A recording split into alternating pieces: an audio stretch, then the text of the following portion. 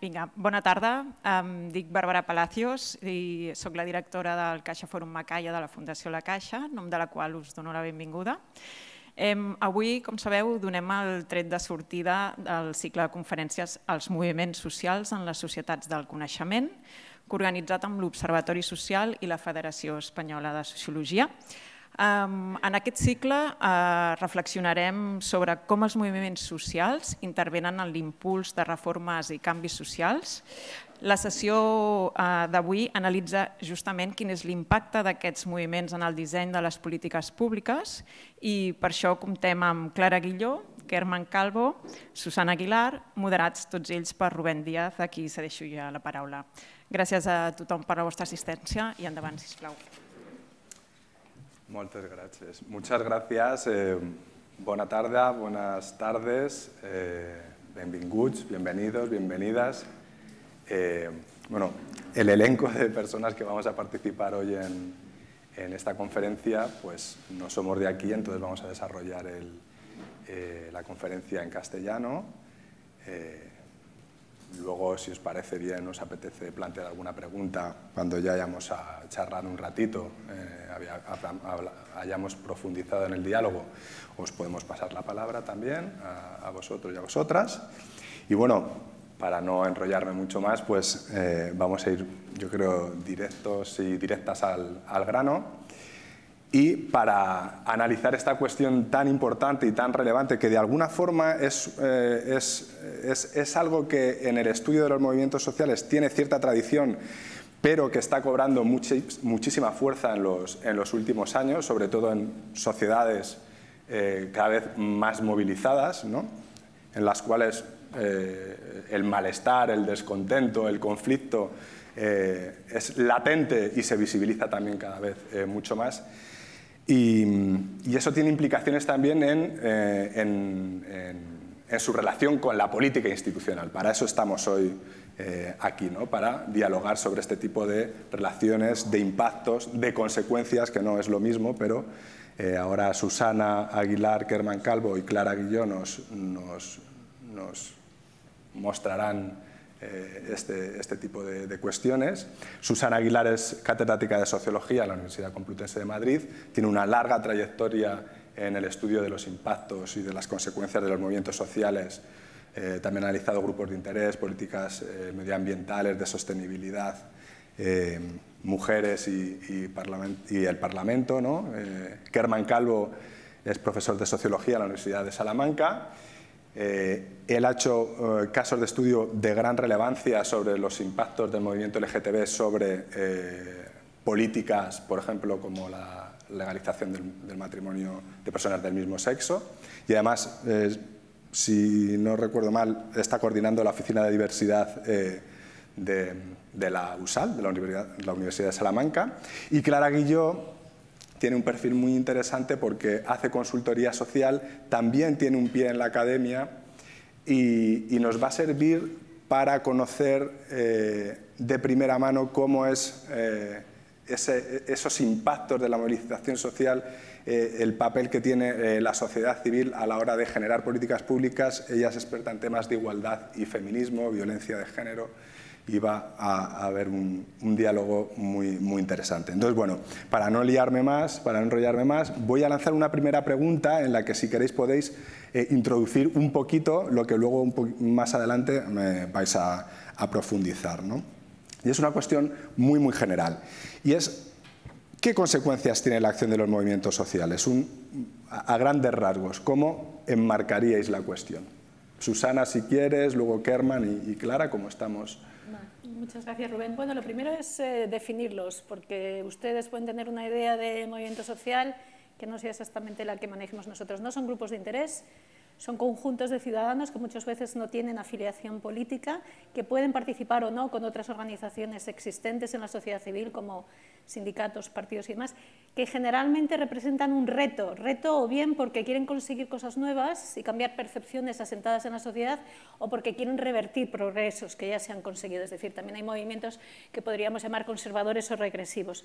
Y funcionan a lo largo del tiempo, aunque no les veamos, porque se pueden sustentar en redes e interactúan sobre todo con políticos, con élites y con contramovimientos, es decir, otros grupos que se organizan para defender lo opuesto a que ellos defienden. Y generalmente utilizan formas de protesta o formas de participación política no convencionales. Pues ya lo saben ustedes, manifestaciones, boicots, muy distintos tipos. Entonces, bueno, habiendo dicho esto, hay yo creo que 3 tipos de consecuencias muy importantes de los movimientos sociales. Las que consiguen de forma muy directa, en las que podemos ver que su impacto en el tiempo es muy corto, desde lo que empiezan a hacer hasta lo que consiguen. Entonces, yo había pedido que me pusieran esta diapositiva conjunta, en la que ustedes no tienen por qué saberlo, pero uno de los movimientos más importantes es el de derechos civiles en Estados Unidos, que funciona sobre todo en los años 50 y 60 del siglo XX.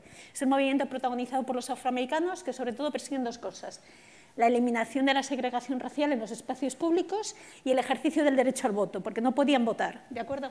Esto es una marcha, la marcha de 1965. Es una marcha que empezó 2 veces y que fue brutalmente sofocada por la policía en la segunda ocasión, provocando lo que se llamó el Domingo Sangriento. En la tercera ocasión, en la que se intentó marchar desde Selma hasta Montgomery, que era la capital de Alabama, del estado de Alabama, sí tuvo éxito la marcha. Fue una marcha de 3 días que tuvo que ser protegida por las fuerzas federales porque la marcha transcurría a través de un espacio que estaba dominado por las fuerzas supremacistas blancas y del Ku Klux Klan. Aquí ven la marcha cuando llega a la capital. Y 5 meses después de la marcha se firma la Ley de Derechos Civiles por la administración demócrata del presidente Johnson.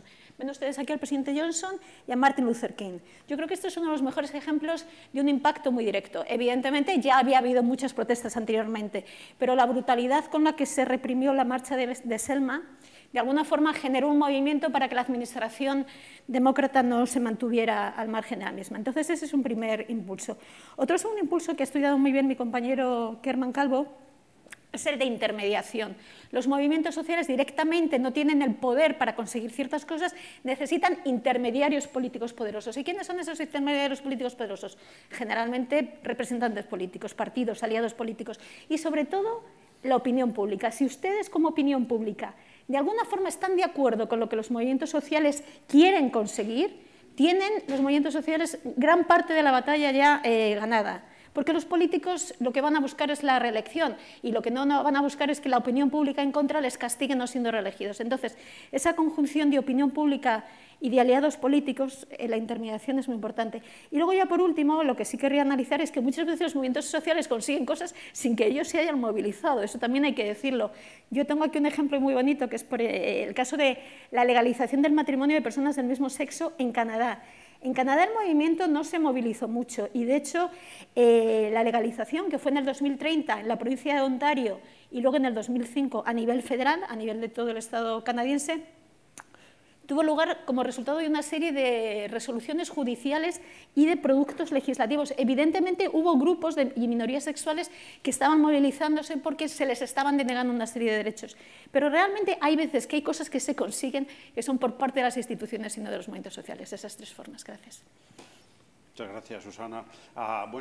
Buenas tardes a todos y a todas. Es un placer venirse desde Salamanca con un clima mucho más seco y a una ciudad tan boyante como esta para hablar de uno de los temas que más nos preocupan a los que nos preocupa la acción colectiva y los movimientos sociales, porque el encargo era muy bonito, reflexionar sobre las consecuencias, pero esto es una pregunta endiablada para todos y todas.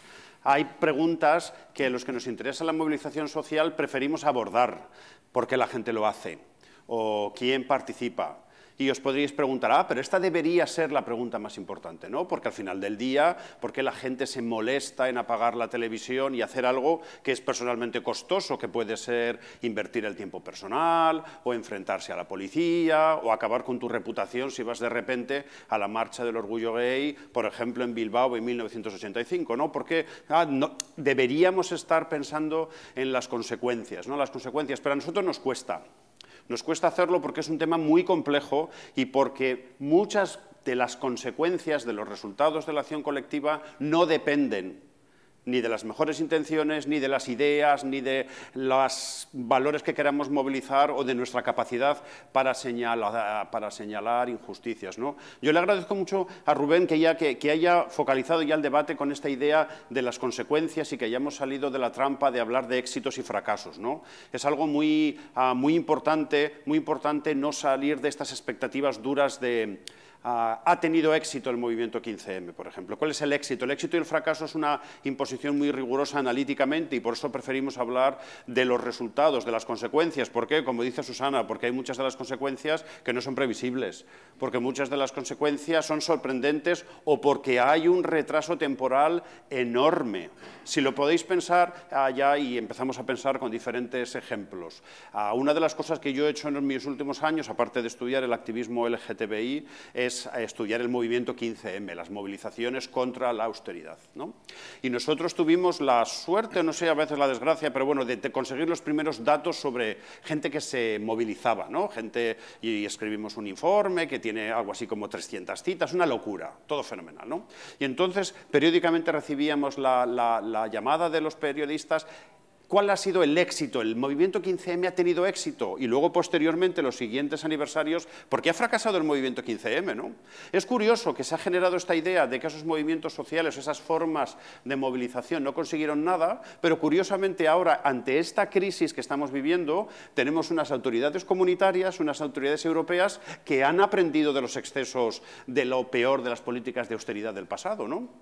Entonces, ahora realmente empezamos a percibir que este trabajo colectivo de construir un nuevo problema, de señalar a la austeridad como el peor de los dramas a los que nos podríamos autoinfligir, alguien ha aprendido sobre eso, porque las recetas ante estas crisis post-COVID, guerra y de inflación son muy diferentes, ¿no?, a las de la Troika y de los procesos de intervención de hace 10 años, ¿no? Entonces, lo que yo, una de las posturas que voy a defender en este diálogo es que la acción colectiva, los movimientos sociales importan, se sabe que importan, que tenemos que ser muy precisos, sin embargo, en separar realidades que no son la misma.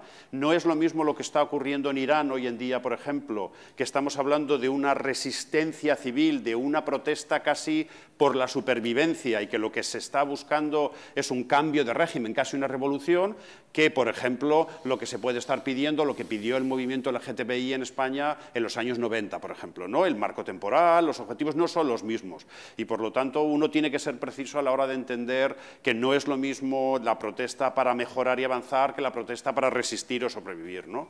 Pero os voy a intentar convencer de que la acción colectiva, que la sociedad civil importa, que mejora la vida de la gente, aunque a veces tenemos que funcionar casi con la intuición, porque a veces a las ciencias sociales nos cuesta mucho encontrar esos datos sólidos que lo pueden demostrar de manera irrefutable.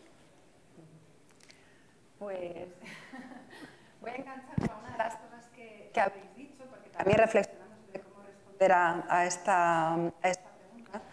Pensaba, efectivamente, a veces cuando nos movilizamos logramos cosas que no estaban previstas, que no eran intencionales, ¿no? El movimiento feminista es muy diverso, es muy variable, ha evolucionado mucho, vimos una cuarta ola y para mí una de las consecuencias más emocionantes es que tiene resultados biográficos.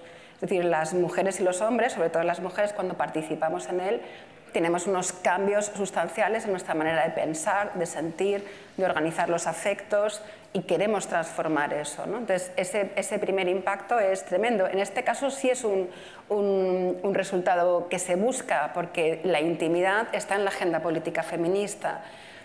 A veces los resultados biográficos, es decir, aquello que las personas vivimos cuando participamos socialmente, son muy transformadores a nivel individual, pero en el caso del feminismo queremos transformar la intimidad, ¿no? Entonces, digamos que es una agenda política que complejiza quizás otros movimientos sociales que tienen a lo mejor sus objetivos más claros o más políticamente tradicionales, ¿no? Una agenda pública, una modificación normativa.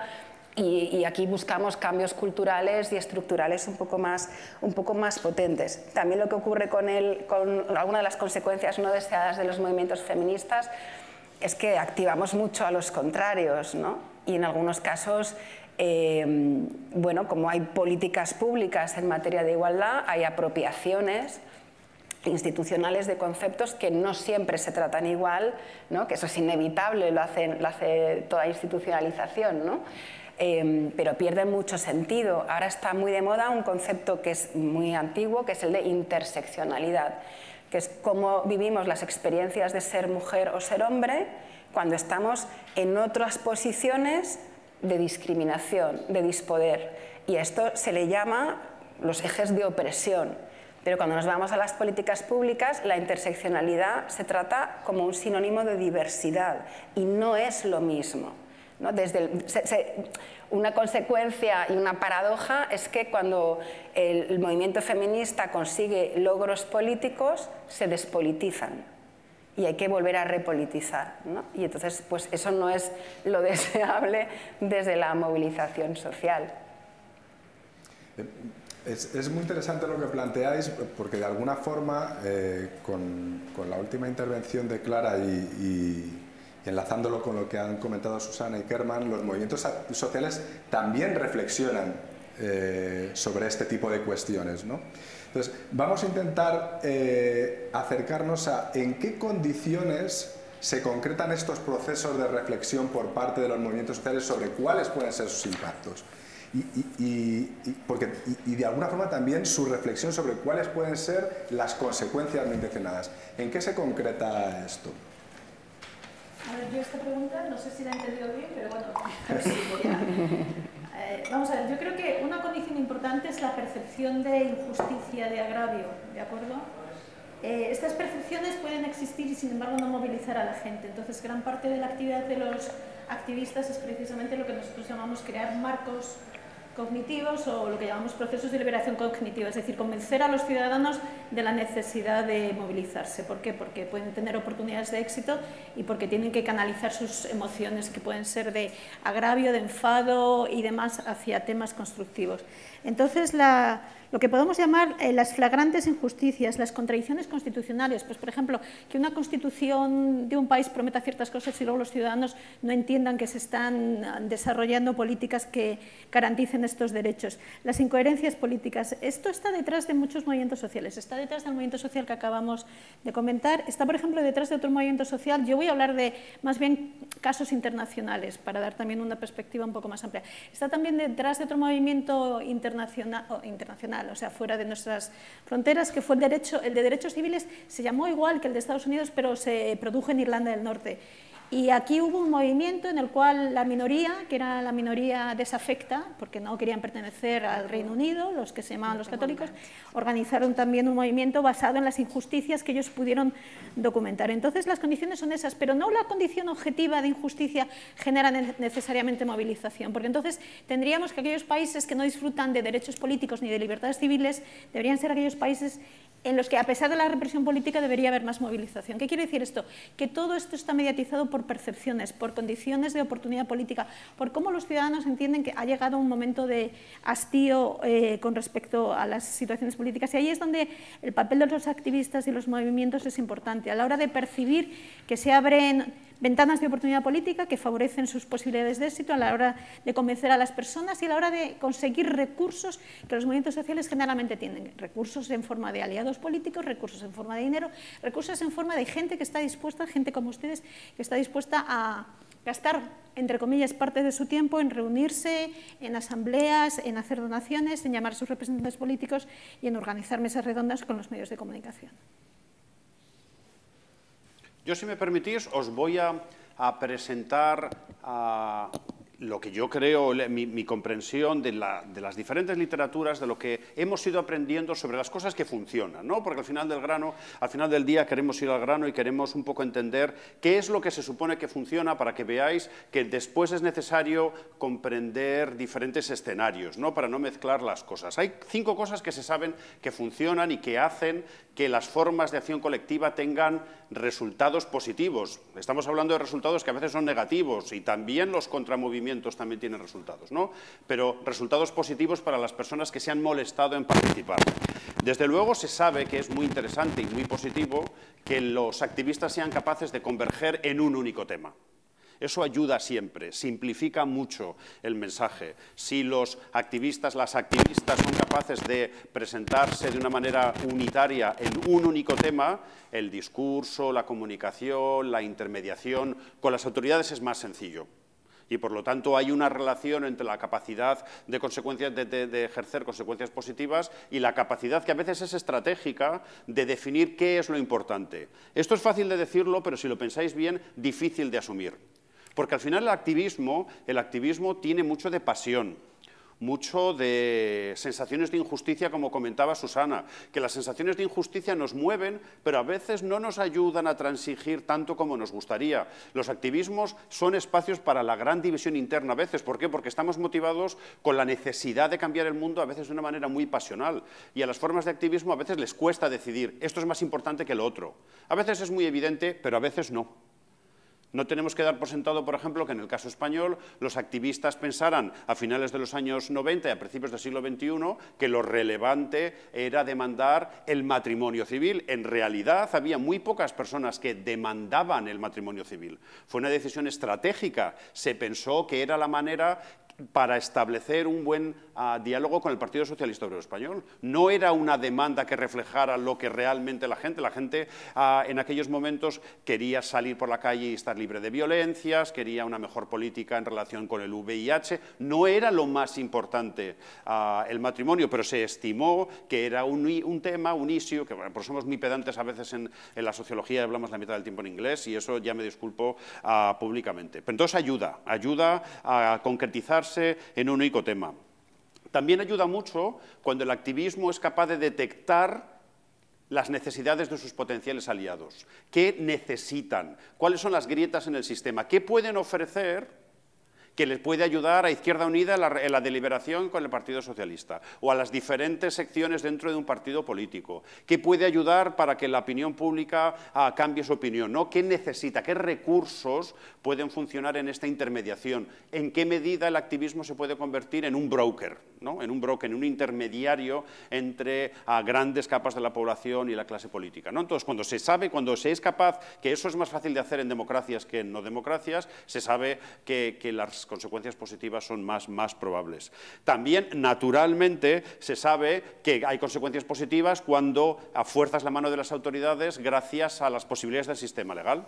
A los tribunales, por ejemplo, ¿no? Susana, por ejemplo, ha mencionado el caso canadiense. Hay tantas veces, ¿no?, que los activismos consiguen cosas gracias a su pericia legal, a las posibilidades del sistema, a unas cortes supremas que pueden ser más militantes o no. Estoy seguro que muchos de vosotros y vosotros podéis estar pensando en qué ha pasado en Estados Unidos con el aborto, ¿no? Cómo ha cambiado el panorama de una manera tan dramática, no tanto en relación con las veleidades de la movilización, sino con la propia evolución del tribunal, de la Corte, que siente que tiene que ser activista, pero en otra dirección, ¿no? Entonces, bueno, eso está ahí. A veces el sistema legal ofrece posibilidades únicas que otras estructuras no ofrecen. Y luego, naturalmente, funcionan los números, las masas, ¿no? Cuanto más gente, mejor, sin duda.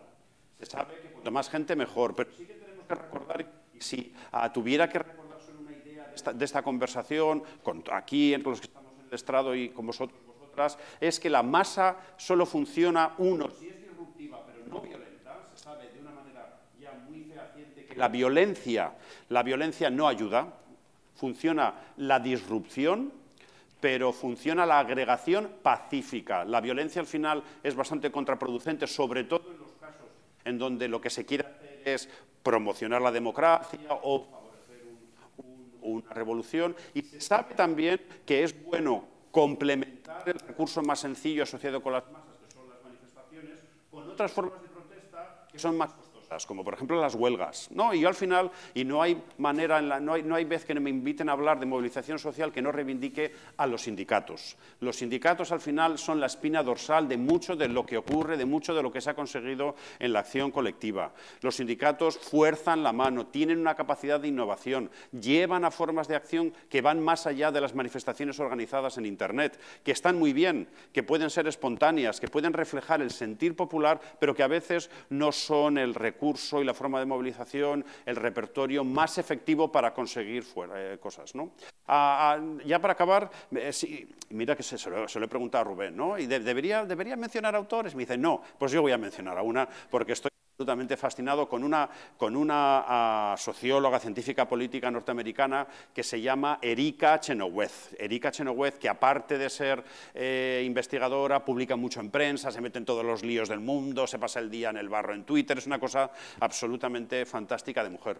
Y esta investigadora lanzó una regla que es fácil de comprender, sobre la que se ha hablado mucho, que es la norma del 3,5%, ¿no? Ella ofreció información para decirte que, sobre todo en los procesos revolucionarios, si en el principal evento de protesta más del 3,5% de la población, las probabilidades de éxito son muy grandes, ¿no? Entonces, es verdad que la masa ayuda, cuanta más gente mejor, pero siempre creo que tenemos que reflexionar que la masa funciona si es capaz de alterar y molestar, pero no ejercita la violencia, y si complementa las manifestaciones al uso con formas de protesta que son más molestas para todo el mundo, las ocupaciones, las piquetes, otro tipo de formas de protesta que generan más ruido y que son más costosas para la gente. Claro. Pues no sé cuántas y cuántos habéis ido al 8 de marzo pasado, aquí en Barcelona. ¿Podéis levantar la mano? ¿Habéis ido al 8 de marzo? Bueno, no está mal. A ver si este 8 de marzo os animáis los demás y también nos vemos por ahí. Pues es que, claro, nuestras protestas, que fueron muy violentas, porque las sufragistas tenían una rama enormemente violenta, de hacer bombas, de tirarse a los caballos, de ser encerradas por la policía, tal. Pero realmente no asociamos las protestas con el movimiento feminista. Fue una sorpresa en el año 2018 la movilización que se generó. Normalmente a la mani del 8 de marzo íbamos las de siempre, que éramos 4 gatos, y además en un recorrido muy pequeñito, donde siempre nos veíamos más o menos las mismas, ¿no? Y de repente empezamos a crecer mucho y acontece esta cuarta ola en mi ciudad. Yo vengo de Madrid, fue enormemente sorprendente porque se desbordaron todas las expectativas, pero en nuestras protestas ese año hubo huelga de cuidados, huelga de trabajadoras. Se sigue manteniendo todos los años la llamada a la huelga, ya la hacen muy poquitas personas, pero son protestas poco visibles. Casi que tenemos más efecto cuando buscamos intermediadores, y como ahora hay cierta moda con algunos aspectos de igualdad, pues hay cierta pelea, entre comillas, sobre quién protagoniza el cambio, quiénes protagonizan los progresos que demandamos las mujeres en el movimiento feminista. Pero yo pensaba, ¿qué condiciones nos han estado movilizando en los últimos años? A ver qué opináis vosotros, más estudiosos, ¿no? Susana y tú, Kerman. Claramente nos movilizamos con las amenazas y los retrocesos, y además esto tiene cierta influencia internacional, porque el movimiento feminista además está bastante organizado a nivel internacional, con lo cual nuestras agendas se organizan bastante bien. Lo hemos visto en torno al aborto y lo hemos visto también en algunos elementos de retrocesos de derechos internacionales. Entonces, la amenaza y el peligro, el avance de los contramovimientos claramente nos ayuda a conseguir cosas. También es verdad que como igualdad es una política pública, tenemos agendas globales. Y cuando se abre una agenda global, que evidentemente hemos forzado desde los movimientos sociales muy costosamente, esto nos permite introducir cambios en esa agenda, ¿no? Pues tenemos el Convenio de Estambul, que no sé si os sonará, pero es un convenio internacional de todos los países de la Unión Europea para tratar los temas de violencia a nivel europeo. Y esta posibilidad ha abierto que en España, que vivíamos la violencia contra las mujeres de una manera muy reduccionista, de repente abramos un montón de aspectos de la violencia y forcemos a las instituciones públicas a cumplir el convenio y, por lo tanto, hacer un montón de actuaciones que no conseguíamos de otro modo. Y luego acontecen estas ventanas de oportunidad política que desde el feminismo movilizan enormemente, que son acontecimientos discursivos que tocan mucho a la opinión pública, y de repente somos visibles, no porque no hayamos estado ahí previamente, ¿no? Sino que es que nos permiten. Os voy a poner casos claros para que me podáis entender. No sé si recordaréis el caso de Ana Orantes en 1997. El caso de Ana Orantes es del 97, la ley se aprueba en diciembre del 2004. El caso de Ana Orantes es un antes y un después en la política pública en materia de igualdad, en este caso sobre violencia. El caso de La Manada, que lo tenemos muy cercano, modifica, ¿no?, los impulsos de cambios normativos. Pero además tenemos dos nociones muy recientes, también respecto al tema de violencia, que son las madres protectoras y la violencia vicaria. La violencia vicaria acontece cuando los hombres maltratadores, agresores, matan a sus hijos con el objetivo de herir a la madre. Y el caso paradigmático es el de Ruth Ortiz. A veces, a lo mejor os suena por el nombre del padre, que fue José Bretón, es José Bretón, mató a sus 2 niños. La madre era Ruth Ortiz, de acuerdo con la legislación, no tenía derecho a nada, no era reconocida como víctima, porque esa forma de ejercer la violencia no era reconocida por las políticas públicas en ninguno de sus casos. Su caso, junto al de Ángela Carracedo, que el padre mató de un disparo a la niña, modificaron la legislación. Y recientemente tenemos los casos de Juana Rivas y otras madres protectoras que no entregan la custodia de los niños. Se llevan a los niños para impedir que tengan acceso a los padres. Porque también tienen, y entonces ahora mismo estos casos de madres protectoras son los que están empujando las modificaciones normativas, pues a través de la acción del movimiento feminista, de reuniones, de manifestaciones, de casi acción de lobby en este caso, porque al existir interlocutores que tratan la política de igualdad, pues a veces es más fácil acceder a estos intermediarios más especializados y más interesados en escucharnos. Pero estos casos que movilizan mucho, además a nivel emocional, nos permiten generar esas ventanas de oportunidad política. No es que no ocurran con más frecuencia, lamentablemente sí ocurren, ¿no?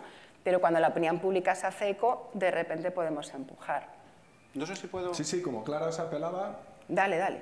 No, me he puesto a pensar, porque el caso de las movilizaciones feministas más recientes es una de las situaciones que más nos cuestan comprender desde el punto de vista de las consecuencias, porque en el fondo estas movilizaciones que han sido fantásticas en sí mismas, porque ha permitido la incorporación al pensamiento feminista de nuevas generaciones, de nuevas mujeres, de nuevas niñas y de nuevos chicos también, ¿no? Pero sin embargo, ¿qué es lo que pide estas formas de movilización? En el fondo pide una mejor aplicación, una mejor implementación de las políticas públicas, ¿no? No parece que el mensaje directo estuviera mandando a la elaboración de nuevas leyes o la creación de nuevos derechos, porque en nuestro repertorio legislativo estaba. Era ya un mensaje más complejo de que se aplique mejor, que la justicia tenga mejores recursos, que la justicia tenga una perspectiva menos patriarcal. Ese es un terreno muy complicado para la acción colectiva. La acción colectiva funciona muy bien en el terreno de la definición de un problema nuevo. Ahí es en los sistemas no democráticos, en los sistemas democráticos, en formas de movilización con temas muy específicos o no tanto. El éxito total de los movimientos sociales contemporáneos es inventar nuevos problemas, transformar situaciones en algo que se pueda resolver. Llamar la atención. Y si lo pensáis, si queréis que salgamos de las fronteras nacionales, pensar, por ejemplo, en la demanda, en la dimensión internacional.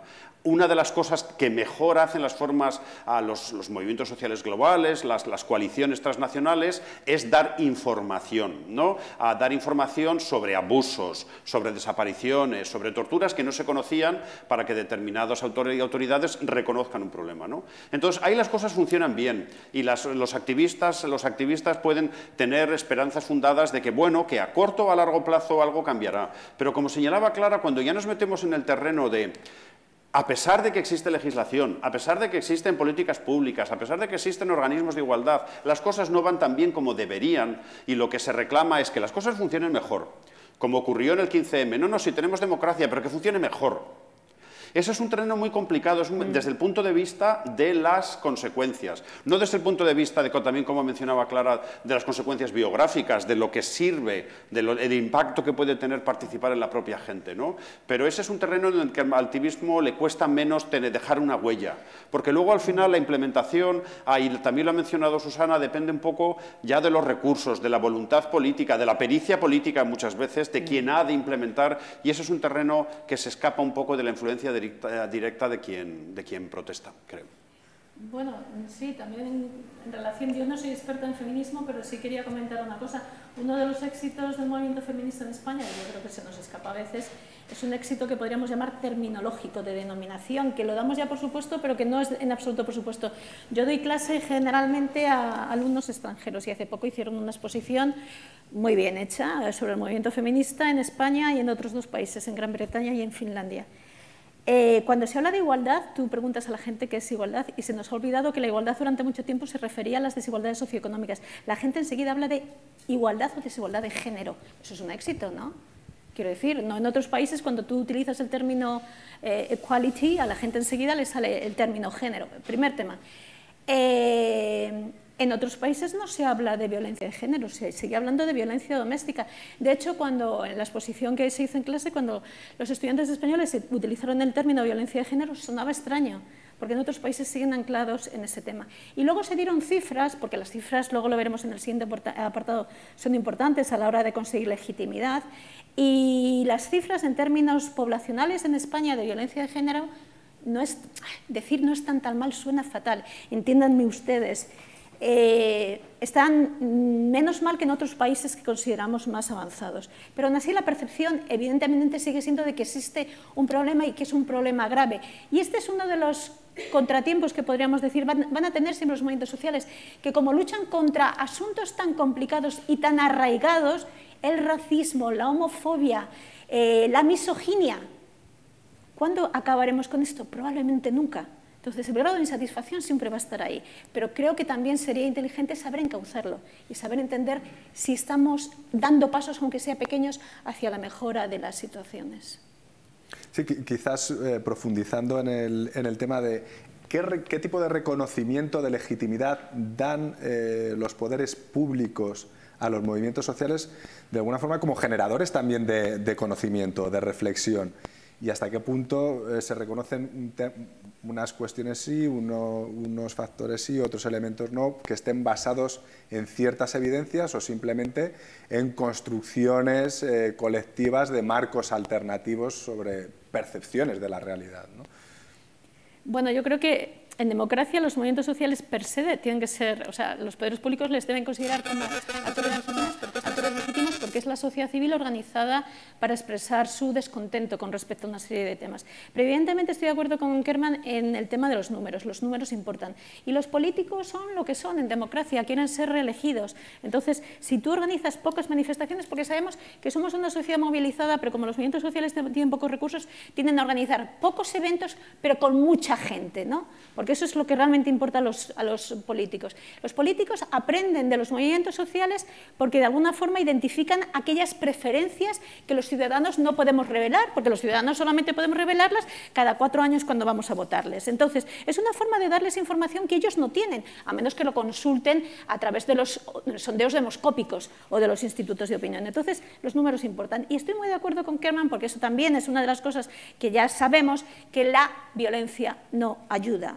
¿De acuerdo? Sé que puede ser un recurso relativamente atractivo pues, para ciertos sectores de la juventud, pero generalmente tiene consecuencias no deseadas para los que se movilizan. Luego, evidentemente, como dice Rubén, muchos movimientos se han profesionalizado y eso es bueno, tienen dentro de sus equipos, pues tienen profesionales de la abogacía, de las ciencias sociales, el medio ambiente, tiene biólogos, tiene físicos que han generado un consenso prácticamente universal con respecto a los grandes problemas de cambio climático. Entonces, el expertise es importante y la documentación de la injusticia también, como les decía anteriormente. Entonces, aquí yo creo que hay que abogar por lo que la ciencia social puede hacer. Normalmente nos olvidamos de en qué punto los científicos sociales podemos contribuir a mejorar la sociedad, pues porque cuando hay una pandemia nos fijamos en los epidemiólogos.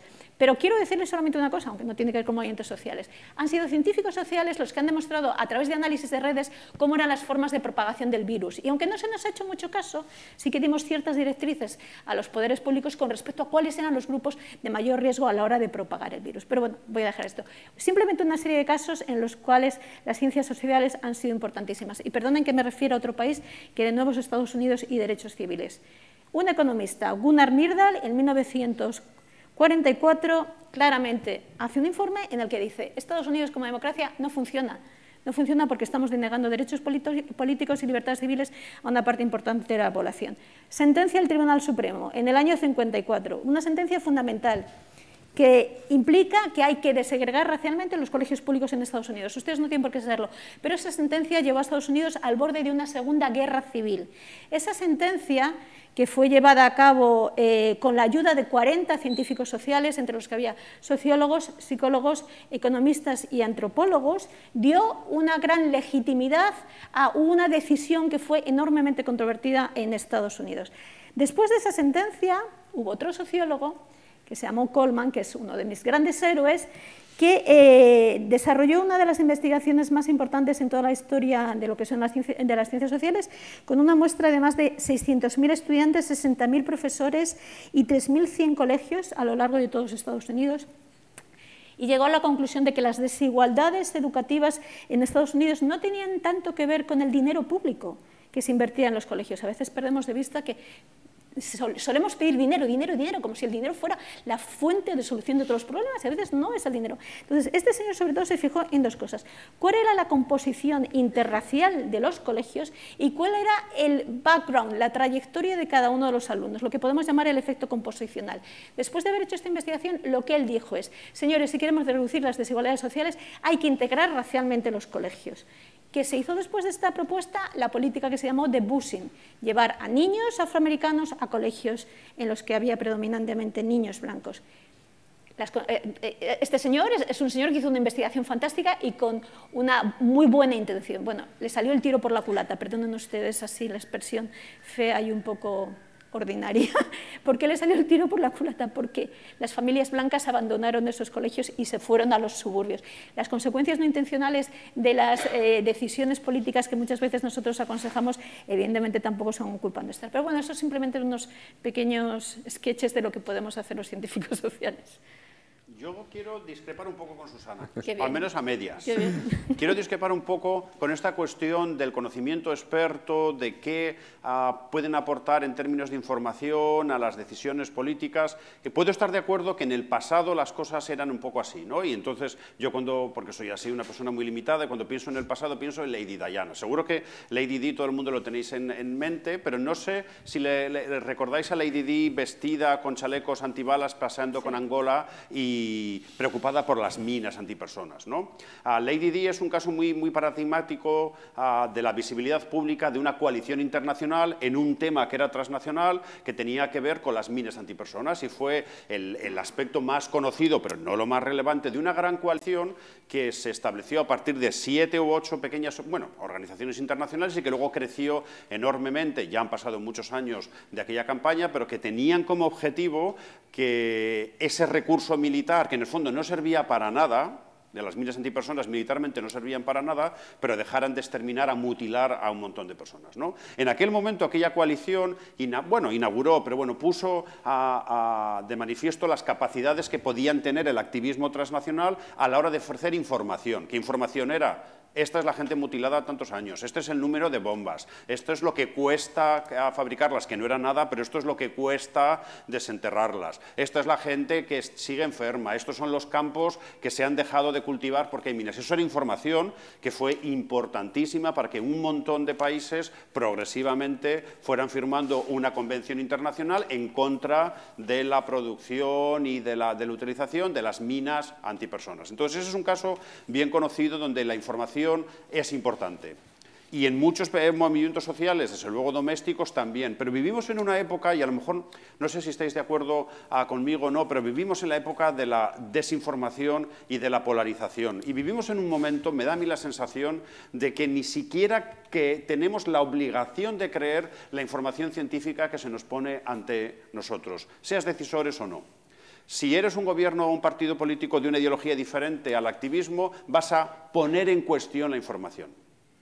Y no te va a dar igual que venga de fuentes internacionales o de nacionales. Había una mayor posibilidad de que el activismo generara información en bruto que todo el mundo pudiera consumir. En el asunto que, si queréis, conozco mejor, que es la defensa de los derechos de las personas LGTBI, yo soy consciente, porque entrevisté a muchas personas, que incluso el Partido Popular era sensible a la información que producía el activismo. Otra cosa es lo que pudiera hacer con esa información en el Congreso de los Diputados, pero aceptaba el problema, los incipientes datos en relación con el bullying, los problemas que tenían que ver con las familias, todo tipo de datos que iba generando el activismo, y no se ponían en cuestión. Otra cosa es que se pudiera actuar o no en función de las necesidades electorales, como señalaba Susana. Pero hoy en día el activismo genera información a veces muy relevante sobre los pensionistas, sobre las consecuencias de las políticas de austeridad. ¿Qué os voy a contar? Sobre los desahucios. Es decir, se genera mucha información. ¿Cuántos desahucios, cuántas familias sufren? las mejoras que tendría el medio ambiente si se desarrollaran determinadas políticas. La información está ahí, pero me da a mí la sensación de que se ha cerrado, utilizando la expresión de Clara, la ventana de oportunidad para creer al activista. Si comulgas con la ideología del activista, lo crees a pies juntillas. Pero como no comulgues por motivos ideológicos, me da a mí la sensación de que es un conocimiento de tipo experto, que es muy válido, pero que cada vez tiene menos espacio, tiene menos cabida a la hora de dar sentido a un mundo político que es tremendamente polarizado en todos los aspectos de la vida social. Esa es un poco mi sensación.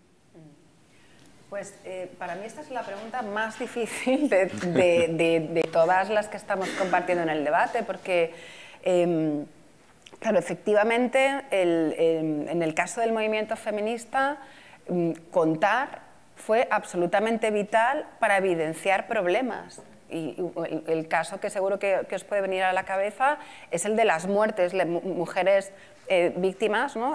Asesinadas por los maridos. La contabilidad la llevaban las asociaciones y esa contabilidad en los años 80 favoreció que se hicieran las primeras normas y las primeras casas de acogida, y eso además ocurrió en Estados Unidos, ocurrió en España, ocurrió en otros países europeos. Las mujeres, las asociaciones de mujeres cuentan.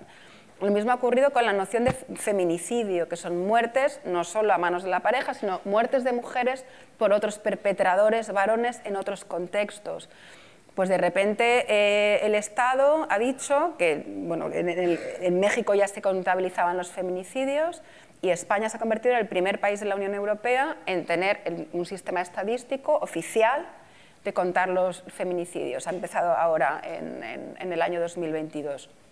O sea, que contar es una cosa fundamental para generar política pública. ¿Qué ocurre? Pues que hay un panorama sumamente complejo porque hay una pugna de saberes absolutamente brutales, ¿no? Y en algunos casos y en algunas temáticas sociales aparecen los expertos y las expertas, ¿no? Entonces hay una lucha de conocimientos, de cuáles son los conocimientos más válidos. Una mujer y su experiencia tiene mayor valor que la de un experto que las analiza desde su expertise, por ejemplo, psicológico. Las personas que generan los sistemas de alerta de seguridad para las víctimas de violencia de género saben más que las experiencias de las asociaciones que acompañan a estas mujeres para ser protegidas. Este sistema, que se llama Biogen en España, que también es pionero en la Unión Europea, es muy complejo, son algoritmos que al final dependen de la percepción subjetiva que tiene la víctima sobre su propia seguridad. Pero como hay pocos estudios cualitativos de escuchar a las mujeres, los indicadores son regularcillos. Y el Estado invierte muchísimo dinero en dar vueltas y vueltas a ver cómo hacemos indicadores mejores. Pero como no escuchamos a asociaciones de mujeres que las acompañan, las propias víctimas, las propias asociaciones, nos falta ese conocimiento, ¿no? Entonces, hay continuamente movimientos de legitimación y deslegitimación de estos saberes. Y luego, dentro de las ciencias sociales, claro, ojalá fuésemos uniformes, de eso nada.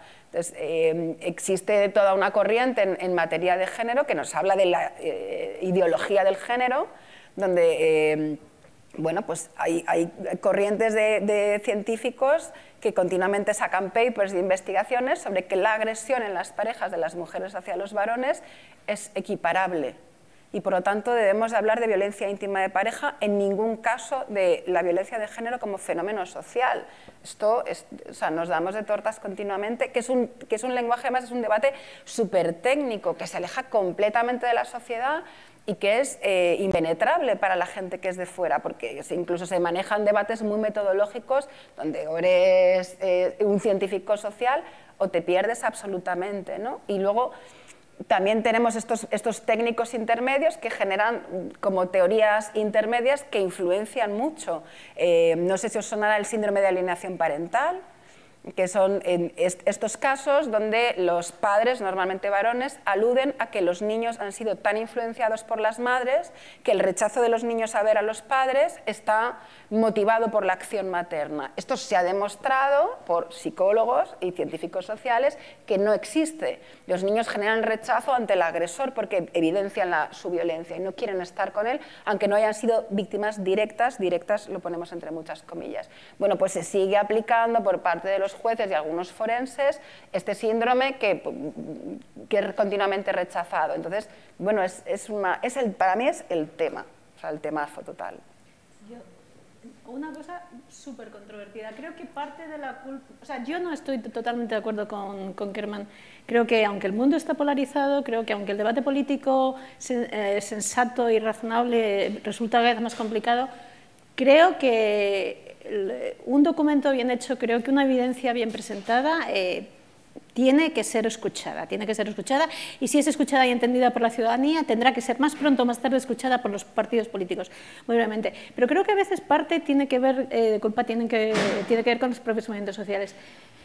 El movimiento social quiere hacer entender a la ciudadanía que hay un problema. Si tú te encuentras una ciudadanía poco dispuesta a escucharte, es muy fácil exagerar la problemática. Eso ha pasado, por ejemplo, con el movimiento medioambiental. El movimiento medioambiental lleva muchísimo tiempo anunciando desde los años 70 que el mar Mediterráneo es un mar muerto. Bueno, pues sí, la verdad es que probablemente cada vez está más sucio, pero ya debía estar absolutamente putrefacto desde los años 70 si realmente eso era cierto, y escribieron un informe muy exagerado. Brent Starr fue un informe de una petrolera que se cargó gran parte de la legitimidad de Greenpeace, y yo soy miembro de Greenpeace, pero la exageración forma un poco parte, no sé si estáis de acuerdo, de la dinámica, y un poco no solamente la exageración, sino en muchos casos el ver las cosas en perspectiva blanco y negro. De nuevo, yo no soy experta en feminismo, pero yo me he encontrado a mucha gente que creo que es feminista, o que evidentemente entiende que los derechos de las mujeres son incuestionables, que están bastante perplejos por ciertas sentencias judiciales en las cuales el movimiento feminista presenta a mujeres como adalides de la protección de los hijos y demás, cuando hay una cierta sospecha de que ese tipo de persona no es tan claramente como se le define. Entonces eso sí que puede generar cierta inquietud en la opinión pública. ¿De qué estamos hablando? ¿Son siempre buenas ellas? ¿No puede ser que a veces ellos también sean buenos? Es cierto que realmente vamos hacia la catástrofe ecológica, estamos exagerando porque queremos captar miembros y queremos captar donaciones. Esto es un poco enrevesado, quiero decir también. Sí, puedo tirar un momento de hilo muy brevemente. Estoy muy de acuerdo contigo, es un efecto no deseado el llamar la atención a través de argumentos que son, bueno, pues, que alertan enormemente, ¿no? Y justamente sobre la violencia se ha manejado tanto el discurso de emergencia social, que se ha generado un efecto muy perverso. La víctima tiene que ser perfecta para poder ser creíble y la situación tiene que ser casi de terrorismo íntimo para que haya reconocimientos de violencia. Y ha costado mucho, y sigue costando mucho, que otras realidades de violencia sean reconocidas por las propias mujeres y sean reconocidos en los marcos de otra política pública sobre la que intervenir. Y además en España tenemos un problema que a mí me parece muy grave desde el punto de vista de la intervención social, que es que no se puede intervenir con los hombres agresores, es como un pecado mortal, cuando en el resto del mundo se interviene con hombres agresores, hay teléfonos de ayuda para hombres que tienen dudas sobre si están ejerciendo o no violencia, o quieren ir a grupos de autoayuda, o quieren ir a terapias, o quieren ir a tal. Se considera que no se puede dar nada de dinero público a este tema. Y es muy polémico cuando, bueno, pues una intervención pública debería también dirigirse a los agresores, y en España ahora mismo, hoy por hoy, exceptuando en el País Vasco, solo se interviene con los hombres penados en cárceles. Y es tremendo, y es una consecuencia no deseada de movilizar a través del extremo, ¿no? De casos que son muy extremos. ¿Puedo? No. Sí.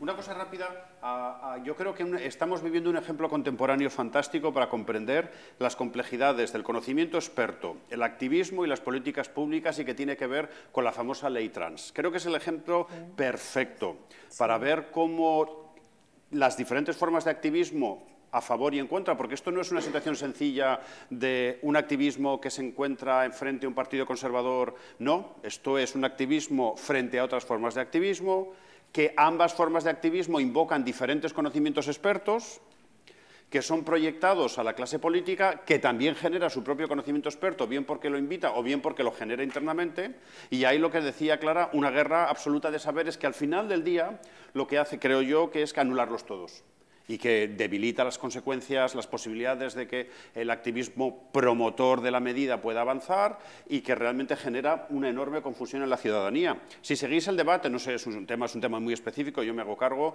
y sobre todo lo que tiene que ver con la extensión del principio de autodeterminación de género a las personas menores de edad, ahí hay Una ensalada total de determinados sectores de la profesión médica que piensan que es lo peor que podría pasar, otros sectores de la profesión médica que creen que es una liberación en los derechos humanos. Todo el mundo invoca, ¿no?, sobre todo cuando son temas nuevos, que se han tratado poco en España, pero que se han tratado mejor en otros países, se genera un espacio complicado que al final debilita, pienso yo, la posición del saber experto como forma de herramienta política.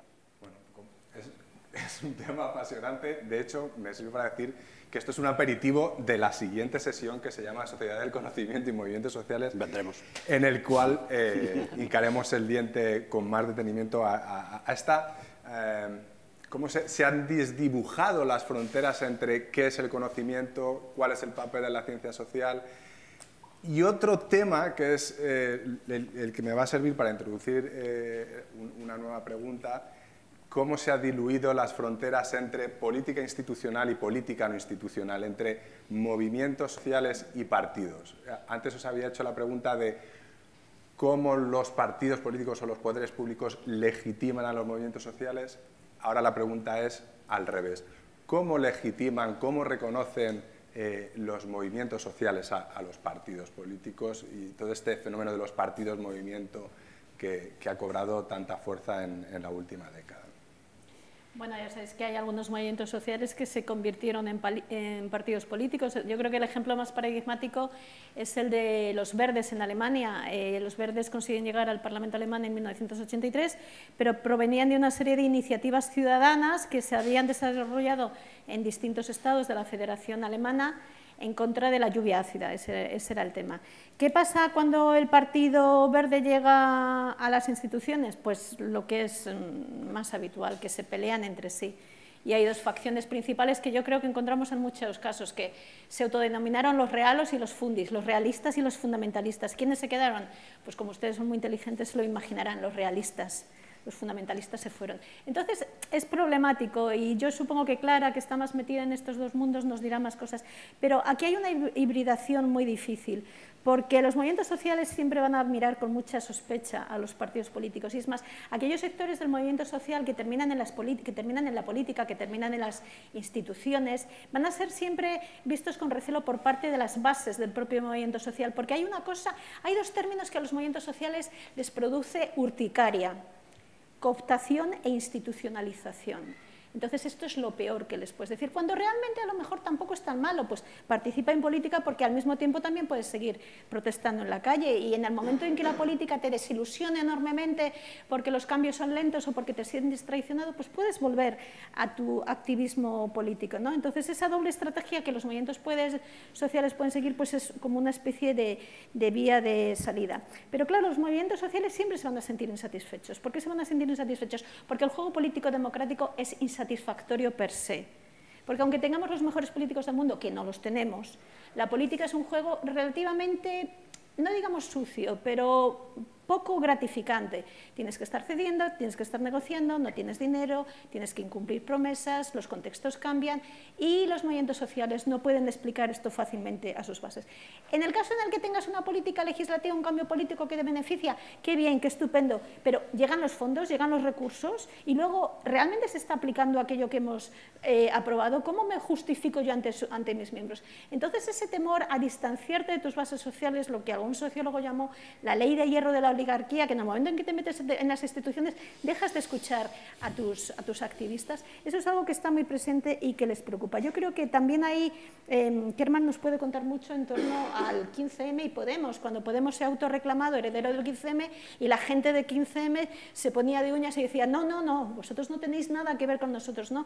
Esa especie de lucha entre ambos, que se ha producido también en Grecia, entre los indignados y en Syriza. Entonces, yo creo que son lógicas bastante distintas y antagónicas, pero que no deberían ser tan antagónicas si entendiéramos realmente lo que es el juego democrático, que es un juego de dos pasos adelante, un paso atrás, de compromiso, de negociación y no del todo nada. Sí, un poco elaborando lo que sugiere Susana, y si me permitís repetir algo que he comentado anteriormente, yo creo que para abordar la gran pregunta de las consecuencias tenemos que separar las situaciones en donde el activismo fuerza el cambio, que son raras, de aquellas situaciones en las que ofrecen algo a operadores políticos que pueden utilizarlo pues, para ganar elecciones o lo que fuera, ¿no? En un contexto democrático como el nuestro, la mayoría de las situaciones que vamos a vivir son situaciones donde el activismo ofrece cosas, no tanto fuerza, a no ser que consiga una enorme victoria judicial, pero sobre todo ofrecen cosas, ¿no? Y si lo pensáis bien, hay una serie de cosas que el activismo puede ofrecer a los sindicatos o a la Iglesia o a determinados partidos políticos. El tipo de cosas que ofrecen son diferentes. En algunos casos ofrecen recursos monetarios. Eso es raro, pero a veces ocurre. A veces se puede recursos logísticos. Ese es el recurso menos importante en esta conversación. Pero el activismo con mucha frecuencia ofrece ideas, posibilidad de políticas públicas, identificación de nuevos problemas, nuevas avenidas para la conformación de una plataforma electoral. También ofrecen coartadas, es decir, un relato general de apoyo a la emancipación, a la justicia, a la igualdad. Es decir, muchas veces son los movimientos sociales los que, sobre todo en el campo de la izquierda, los que ofrecen una legitimidad que determinadas formaciones políticas necesitan. Y se utiliza con mucha frecuencia esta idea con el apoyo de la sociedad civil, ¿no? Estas ideas, ¿qué está ocurriendo, por ejemplo, con Sumar ahora, ¿no? Sumar es un proyecto que también quiere contar con la ayuda de la sociedad civil y está poniendo en marcha un proceso participativo complejísimo para que dé la sensación, ¿no?, de que las plataformas ciudadanas, los movimientos sociales pueden dar una legitimidad a esta nueva criatura política. Pero a veces, como sugería Susana, el activismo ofrece gente. Ofrece gente y nos metemos en estos terrenos tan pantanosos de la cooptación y de la institucionalización, pero claro, os podéis imaginar, la gente a veces se harta de protestar, es decir, lleváis 25 años ahí en la brecha y luchando y poniendo tu tiempo y tu dinero. Llega un momento que has adquirido tanto conocimiento personal, has sufrido tantos sacrificios personales que al final dices, oye, ¿y por qué no? ¿No? ¿Y por qué no voy a entrar en estas listas electorales? ¿O por qué no voy a participar en esta fundación asociada a un gobierno, a un partido político? Esto no tiene nada que ver con lo que estaba diciendo, pero sí que es importante recordar que el activismo tiene consecuencias biográficas muy importantes. Se sabe que, por ejemplo, las personas muy activistas, tachan, se casan más tarde, pues claro, y sobre todo son matrimonios o parejas que duran menos. ¿Por qué? Porque claro, como nuestros principios son la pera limonera y tenemos una visión tan rigurosa del mundo, en cuanto mi pareja me dice algo que me solivianta, carretera y manta, es decir, que son relaciones que empiezan más tarde, que duran menos y las mujeres muy activistas suelen tener menos hijos y peor inserción laboral, es decir, ser un activista concienzudo tiene costes personales muy enormes, también otras ventajas. Tus amistades son más sólidas, tienes un mejor conocimiento de la realidad, bueno. Y entonces no es de extrañar que haya ese trasvase, y que ha ocurrido siempre, sobre todo en los partidos de la izquierda, pero no exclusivamente, y menos ahora con los contramovimientos, lo mencionaba Clara, ¿no? Sobre todo en el terreno de la igualdad de género, una de las consecuencias más negativas de esta forma de activismo es que ha construido un monstruo en Estados Unidos, en el este de Europa, que es casi tan poderoso más, con una capacidad de movilización enorme, etcétera, ¿no? Entonces, esos monstruos del contramovimiento también generan políticos, también generan, ¿no?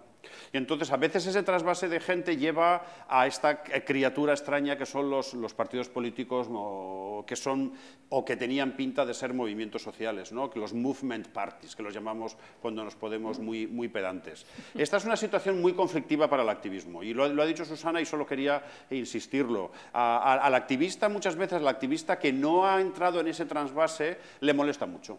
Le molesta mucho que haya otras personas que han dicho, mira, ¿no?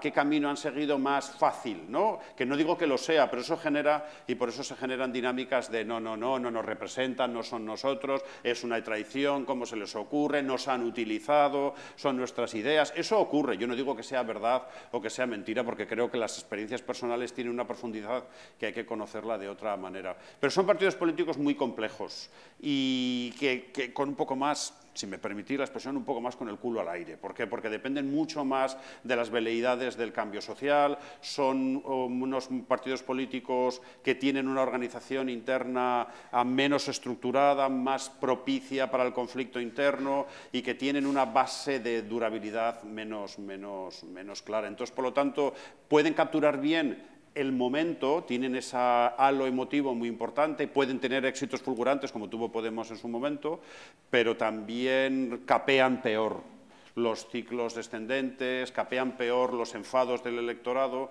y, por lo tanto, tienen una tasa de supervivencia pues regulinchi. Yo no sé si sabéis que en España ha habido un partido feminista, pero que... Ahí, ahora. Bueno, lo sigue habiendo, pero... Es decir, en general no es muy conocido, ¿no? Yo creo que es una de lo que caracteriza al movimiento feminista, es que bueno, pues no ha tenido esas idas y venidas, ¿no? De hecho, las mujeres políticas, no todas evidentemente, pero bueno, quizás también las de más de derechas se han manifestado cerca de un feminismo liberal, ¿no? Pero sobre todo ahora que es una palabra que es como más bienvenida, ¿no? No tiene la carga negativa que tenía a lo mejor hace 5 años o hace una década, que era la gente huía mucho más de ella. El movimiento feminista sí exige reconocer a las mujeres que lideran los cambios, ¿no? Y es enormemente crítico cuando hay una ministra, una secretaria de Igualdad, alguien que no es, digamos, al menos de la élite o de cierta militancia y no es de las nuestras, no es reconocida. La ministra Viviane Aido fue tremendamente criticada porque no era ministra de Igualdad y no era reconocida en el movimiento feminista andaluz, ¿no? Es como una mujer que había tenido militancia política en el Partido Socialista, pero no en el movimiento feminista. Entonces, no tuvo reconocimiento, ¿no?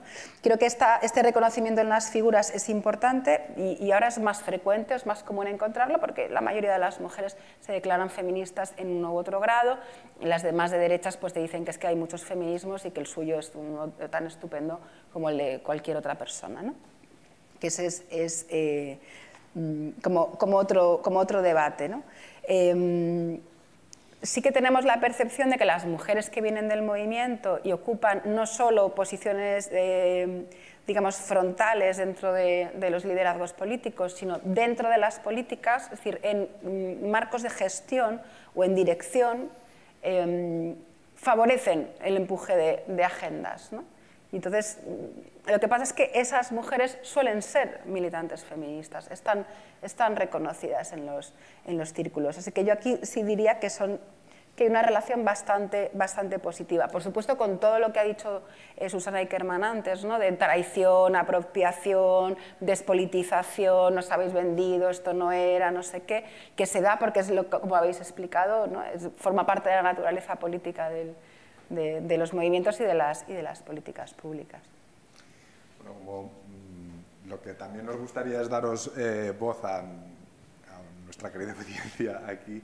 Si os parece, podemos hacer un pequeño turno de cierre por cada uno, cada una, y pues son las 7:05, 5 minutitos justitos, y entonces os dejamos también un turno para que preguntéis y comentéis. Bueno, pues si hubiera que resumir, lo que a mí me gustaría es que no os hubiéramos aburrido mucho, que os haya interesado, que algo hayáis podido aprender, que evidentemente hay desacuerdos dentro de los académicos, que es normal, los desacuerdos son bienvenidos, que muchas veces nuestros resultados difieren, pues a veces por falta de recursos o porque no nos dan el dinero, porque no tenemos la ocasión de hacer lo que nos gustaría hacer. También tiene que ver con los métodos que utilizamos, no siempre lo que terminamos averiguando es... Pero vamos, que yo creo que si hubiera que resumir un poco, yo lo que diría es que evidentemente los movimientos sociales son buenos, que una sociedad vibrante, una democracia vibrante, que funcione bien, tiene que venir acompañada de una sociedad civil organizada en movimientos sociales, que la protesta es un fenómeno funcional y que ya no hacemos diferencias entre la política convencional y no convencional, porque las manifestaciones y el salir a la calle se ha convertido en una seña de identidad de los países democráticos y que per se, pues evidentemente esto tiene que seguir siendo, ¿no? Los poderes públicos tienen que amparar nuestra libertad de expresión y de protesta. Pues recalcar un poco pues, ciertas coincidencias que hemos tenido. Es verdad que vamos hacia sociedades cada vez más movilizadas. En términos comparados, España es uno de los países más movilizados de toda Europa, tanto en términos de número de manifestaciones como en términos de la propensión de las personas a participar en protesta. Esto no es malo. Antes se pensaba que la gente que protestaba era gente disfuncional y mal adecuada. Todo lo contrario. Sabemos que la gente que protesta es gente que generalmente tiene un mayor grado de civismo, mayor grado de capital social, tienen mejores amigos, mejores relaciones. Entonces, protesten ustedes, porque eso no es malo. No es malo. Protesten en la medida de lo posible, intentando no ocasionar muchos desperfectos y mucho... porque eso no es bueno ni para ustedes, porque pueden acabar en la comisaría, y no es bueno porque se van a enajenar la amistad de sus congéneres, de sus conciudadanos y de sus representantes políticos, si lo que ustedes quieren es conseguir cambio político y poca cosa más. A mí me gustaría insistir, en que la acción colectiva es necesaria. Lo ha dicho Susana, es algo que se sabe, es algo que sentimos, es algo que no es necesario, pienso, que explicar. Es bueno para la democracia, es bueno para tenga resultados externos o no. También me gustaría comentar que la acción colectiva se sabe que tiene resultados, ha ensanchado la vida democrática, ha ensanchado los límites de la comunidad política y ha mejorado muchas políticas públicas en muchos terrenos, en el terreno de la protección del medio ambiente, en el urbanismo, la protección a la dependencia. Hay miles de casos, algunos muy espectaculares, a veces a nivel local, pero se sabe que es un factor de mejora en las políticas públicas. Pero sí que me quiero enganchar a lo último que ha señalado Susana sobre la policía, pero que por desgracia la capacidad de impacto de la acción colectiva se ve cada vez más mermada con unas democracias, no los regímenes no democráticos, sino con unas democracias muy empoderadas en el terreno de la represión.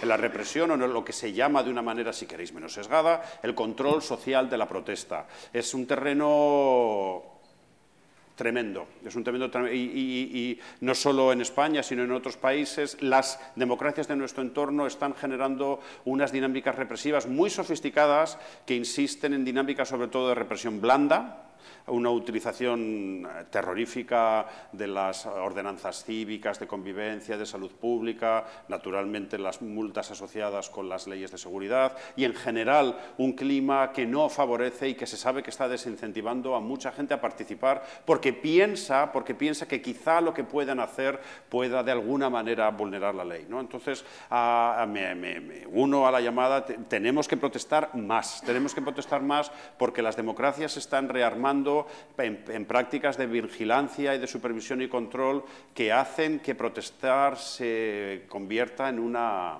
actividad de alto riesgo. Pues diría más o menos lo mismo que mis compañeros. Sí les diría dos cosas. Una, que vayan el 8 de marzo, muévanse un poco y experimenten, a ver qué cosas sienten, qué cosas ven, qué carteles, hagan un cartel en casa, vayan, aunque sea sin cartel, pero vayan al 8 de marzo. El 25 de noviembre también es una buena ocasión, pero el 8 de marzo quizás es un poco más festivo y les va a interesar. Y escuchen, cuando haya protestas, presten atención. Escuchen qué dice la gente que se organiza para protestar, porque bueno, nos alertan, generamos conciencias y eso a lo mejor tiene cambios en su biografía porque las protestas anteriores han tenido cambios en sus biografías y eso siempre es interesante. Bueno, le damos la voz al público. Ahí tenemos una pregunta. Si os parece, ¿preferís que enunciemos las tres preguntas y luego respondemos? No, pues venga, lanza tu pregunta y respondemos, y luego la siguiente. Buenas tardes a todos y a todas. Muchas gracias a los cuatro por vuestras reflexiones, me han parecido interesantísimas. Yo quería lanzar dos preguntas. La primera, ¿qué se sabe sobre la relación entre los movimientos sociales, entre los medios de comunicación y los movimientos sociales y el impacto en las políticas públicas? Y la segunda, bueno, ¿cómo podemos, la ciudadanía, que estamos en movimientos sociales, despertar un poco, ejercitar la capacidad crítica de la ciudadanía, que no está en movimientos sociales, respecto a estos medios, ¿no? Medios me refiero que están en el prime time, que ocupan periódicos, televisiones, bueno, un poco esto. Y pongo el ejemplo muy breve de la ocupación y la vivienda, ¿no? Que hay muchísimos datos que explican los grandes problemas de vivienda que tenemos en nuestra sociedad y cómo los medios se han pasado y se pasan horas y horas hablando sobre el problema de la ocupación, que no digo que no exista, pero que es muy pequeñito y que está muy relacionado con los problemas de vivienda, ¿no? Que hay. Entonces, bueno, os lanzo esta pregunta. Muchas gracias. Pues mira, los medios de comunicación son el enemigo de la forma de protesta. Y eso, si me preguntas qué es lo que se sabe, la literatura en acción colectiva sabe que los movimientos, la prensa y los medios de comunicación son fundamentales para ellos y, por lo tanto, las diferentes formas de protesta prestan mucha atención a la acción comunicativa, pero en general no se encuentran a una respuesta aliada. Lo necesitan porque saben que los medios de comunicación van a dar visibilidad a sus reclamaciones, podrían ayudar a que las manifestaciones fueran más numerosas, podrían ayudar a dar legitimidad y por eso intentan que sus temas se incluyan en las agendas de los medios de comunicación, pero hay una enorme literatura que demuestra que, sobre todo en lo que tiene que ver con las formas de protesta contrahegemónicas, es decir, aquellas formas de protesta como las que tienen que ver con la vivienda, que desafían la estructura básica del modelo económico, la prensa se ha convertido en un enemigo muy declarado. Y, de hecho, se ha acuñado un concepto que se llama el paradigma de la protesta, a partir del cual se ha demostrado que la prensa trata de representar la acción de determinados movimientos sociales sobre las plataformas sobre las estructuras de la prensa de sucesos, ¿no? Como algo que genera mucha disrupción, que es algo esencialmente violento, que tiene un elemento patologizante y que al final no es bueno para la convivencia. Y eso se ha rastreado en relación con las demandas del movimiento pacifista en Estados Unidos, el movimiento medioambiental, lo que tiene que ver con la vivienda digna, que es un terreno que Susana conoce perfectamente, y es una relación de amor y odio. De hecho, hay formas de protesta que han tratado de producir movimientos, formas de comunicación independientes. El movimiento por la justicia global, otras formas de protesta, trataron de salir de esa cerrazón intentando generar contenido con sus propias estaciones de radio o tratando de utilizar las redes sociales a su servicio. Pero de una manera cada vez más clara, los medios de comunicación generalistas se han convertido en un problemón, porque no representan bien las demandas del activismo, no dan cobertura a los eventos de protesta que no tienen lugar en las grandes ciudades y magnifican aquellas situaciones que podían ser episódicas, como pues ese encontronazo que puede haber con la policía, o situaciones así que dan una sensación de peligrosidad asociada al activismo que no se corresponde. Yo querría matizar, yo no creo que todos sean enemigos, hay que distinguir. Hay muchísima investigación con respecto al sesgo de la prensa, ¿no? Y sabemos, por ejemplo, que la prensa pues, suele cubrir con mucho mayor frecuencia los sucesos violentos que los no violentos, pero como sabemos que la violencia no favorece los movimientos sociales, toda la cobertura mediática que reciben al final termina siendo un efecto negativo para ellos. Sabemos que también, evidentemente, el número les importa a la prensa, dónde desarrolles la protesta. La prensa tiene una serie de sesgos. Pasemos ahora a la televisión.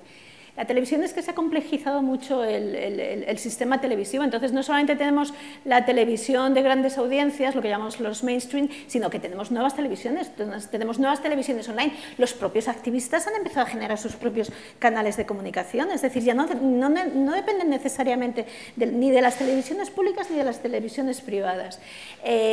Tienen sus propios medios sociales en los cuales pueden estar contradiciendo perfectamente lo que te está diciendo la televisión oficial y pueden estar dando información visual que no te está dando la televisión. Entonces, yo creo que se ha complicado mucho más el tema, ¿no? Hay una guerra informativa en la cual si los activistas son astutos, pueden tener batallas muy importantes que jugar, porque, como digo, si te está diciendo la televisión que fueron los manifestantes los que iniciaron la violencia, pero tienes pruebas palpables, visuales, o incluso evidencia de gente que pasaba, que ni siquiera participó en la manifestación, que te está diciendo que eso no es cierto, que la provocación vino de fuera, de agitadores externos, tienes gran parte de la batalla ganada, y eso puede impulsar investigaciones parlamentarias.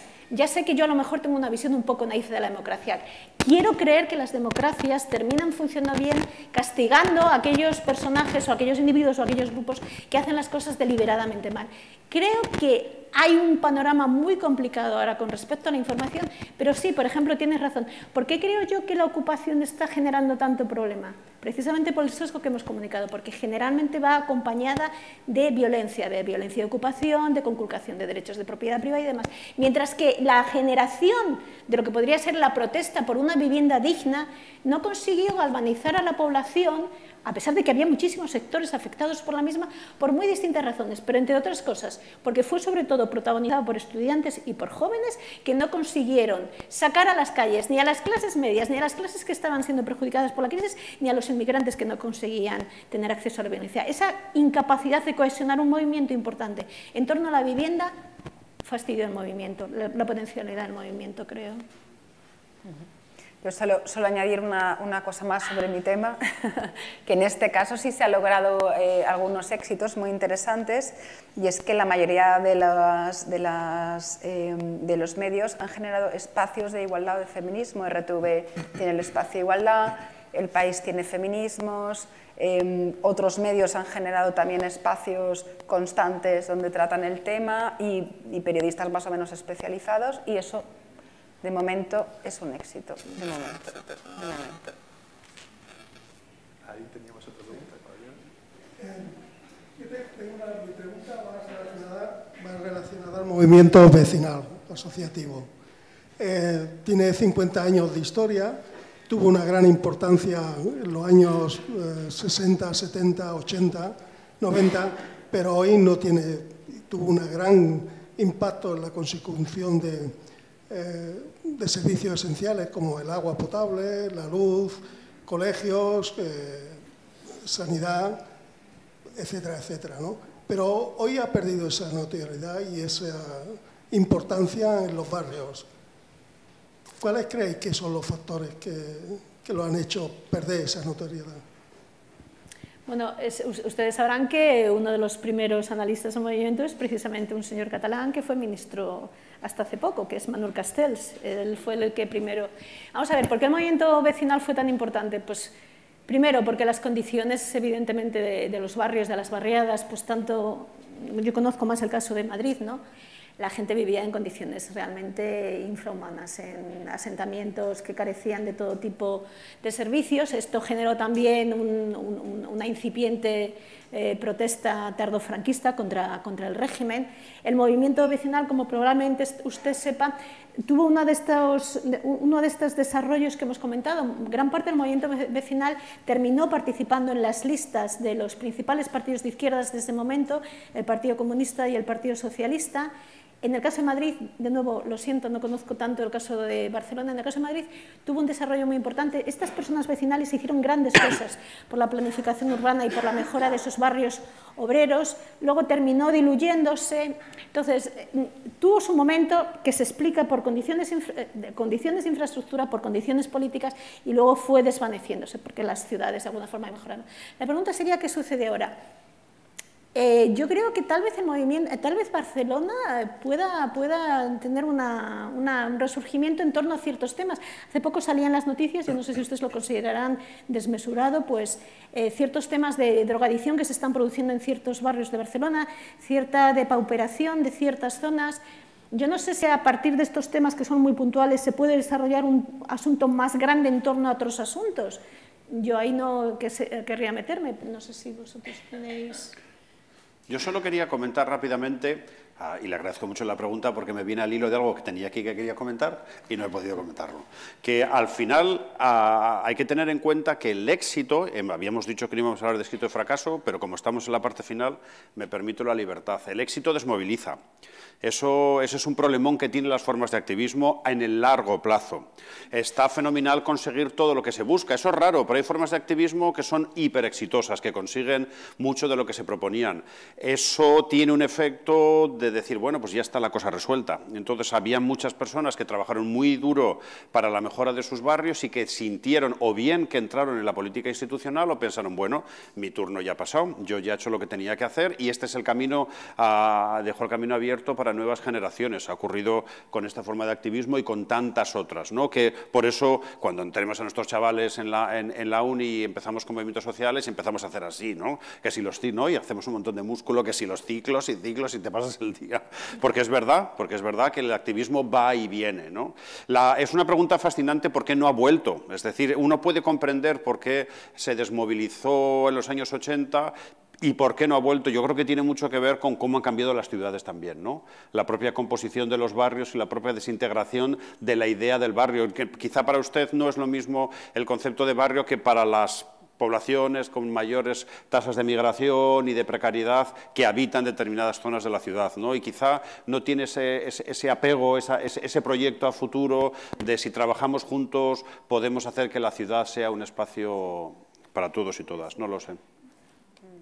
Pues yo igual tengo una mini puntualización. Para el movimiento feminista son extraordinariamente importantes las asociaciones vecinales y de amas de casa, porque son asociaciones de vecinos y de amas de casa. Esa denominación sigue estando presente, sobre todo en la política local, en municipios pequeños, en municipios muy rurales. Y aquí vemos una brecha generacional, porque las mujeres más jóvenes hacen asociaciones feministas, mientras que las mujeres más mayores, sobre todo con una diferencia de edad bastante considerable, todavía son de asociaciones de mujeres que no necesariamente son feministas. Entonces, ahí hay una triangulación muy bonita entre movimiento feminista, políticas públicas y asociaciones de mujeres, donde se triangulizan experiencias muy interesantes de diferentes vivencias que tienen que ver con, bueno, pues con reclamos feministas vividos desde distintas perspectivas y cómo se intenta generar conciencia feminista en cosas que las mujeres como amas de casa se organizan y reivindican como vecinas y que el movimiento feminista le da un sentimiento más político, un sentido más político y más reivindicativo, ¿no? Y esa triangulación pues es muy bonita.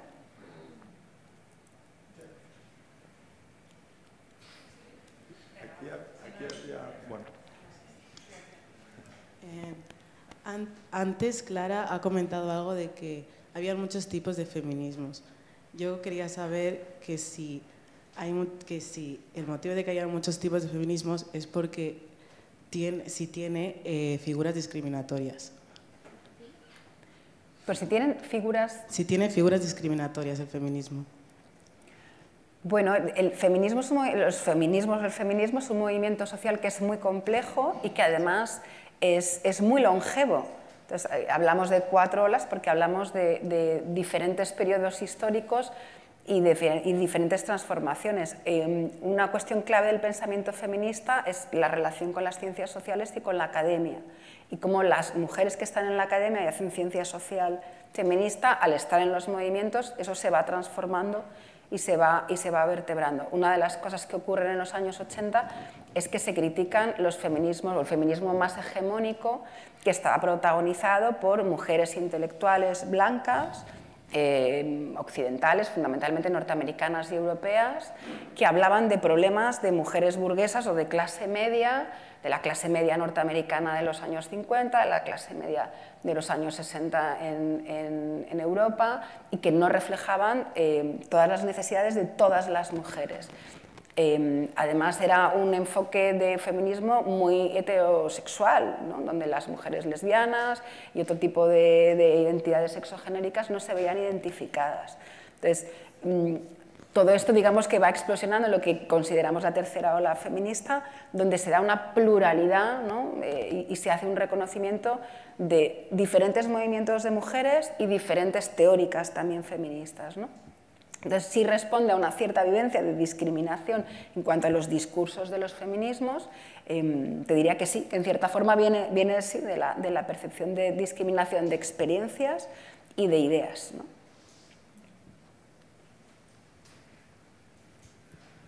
Por aquí hay 2 preguntas.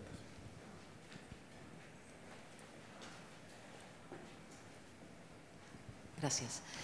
Yo quería preguntaros, ¿cómo veis hoy en día? Hemos hablado de muchas manifestaciones de masas, de gente en la calle por temas sociales súper importantes, pero en ningún momento hemos hablado de que hoy en día hay mucha movilización desde las redes sociales. Desde Twitter es una herramienta muy potente de movilizar. ¿En qué medida ponéis esa movilización? O sea, ¿seguís pensando que es más poderosa una manifestación en la calle que una gran movilización desde Twitter, donde todo el mundo puede tener voz, donde sabemos que están todos los políticos? Pues sí, de eso no hemos hablado. Este es un tema nuevo, se está empezando a investigar porque tenemos las herramientas ahora, ¿no? Porque son lo que llamamos Big Data. Tú imagínate la cantidad de tweets y de retweets que hay a la hora de analizar pues, movilizaciones importantes. El 15M aquí, que tuvo influencia en otro movimiento en Estados Unidos, no sé si conocéis el movimiento Ocupar Wall Street, que estaba muy conectado con el 15M, ¿no? Entonces, lo que pasa es que yo te diría una cosa, no sé si estás de acuerdo conmigo. Los medios, las nuevas tecnologías de información, lo que llamamos los medios sociales, Facebook, Twitter, lo que quieras, ayudan a los movimientos sociales a movilizar, es decir, reducen los costes transaccionales de organizar una manifestación, lo que se hacía antes, repartir pasquines y demás. Pero luego al final la gente tiene que salir a la calle. Si no sales a la calle, pues realmente ¿de qué te sirve haber estado retuiteando con un hashtag cualquier cosa, ¿no? Entonces, reducen los costes, ayudan, sí, ayudan. ¿Generan éxito per se? No.